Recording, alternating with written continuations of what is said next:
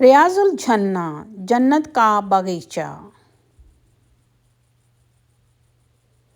ریاض الجنہ وہ مبارک جگہ ہے جو نبی اکرم صلی اللہ علیہ وآلہ وسلم کے گھر یعنی حجرہ ام المومنین حضرت عائشہ رضی اللہ تعالی عنہا سے منبر شریف کے درمیان میں واقع ہے۔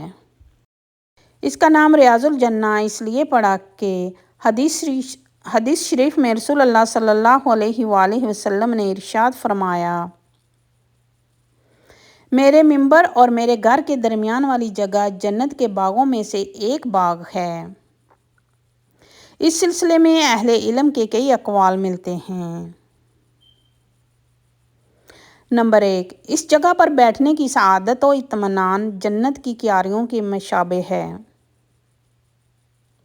نمبر 2، اس جگہ پر عبادت کرنا جنت میں دخول کا سبب ہے۔ نمبر 3، اس جگہ کو آخرت میں جنت کا حصہ بنا دیا جائے گا۔